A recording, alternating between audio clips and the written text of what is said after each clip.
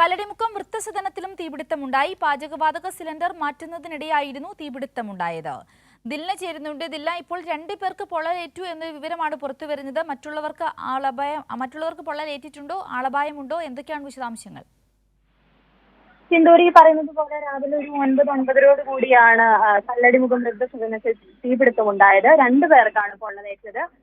അതിലൊന്ന് രണ്ടും ജീവനക്കാർ തന്നെയാണ്. അതിൽ ഒരാള് ആശുപത്രിയിലാണ്. പരിക്ക് സാരമുള്ളതല്ല. ഈ പറയുന്നത് പോലെ ഒരാൾക്ക് 18% താഴെയും ഒരാൾക്ക് 10% താഴെയുമാണ് പൊള്ളലേറ്റത്. അതിൽ ഒരാൾ ഇപ്പോൾ ആശുപത്രിയിലാണ്. മായ, പാചകം ചെയ്യുന്ന അടുക്കളയിൽ പാചകം ചെയ്യുന്ന സ്ത്രീ ഇപ്പോൾ ആശുപത്രിയിലാണ്.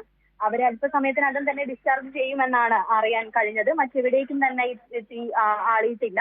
ഈ പാചകവാതക സിലിണ്ടർ മാറ്റുന്നതിനിടെ ഗ്യാസ് ലീക്കായിട്ടാണ് തീപിടുത്തം ഉണ്ടായത്. അപ്പോൾ തന്നെ ഈ ജീവനക്കാരൻ വരികയും അത് തീ കെടുത്തുകയും ചെയ്യുകയായിരുന്നു.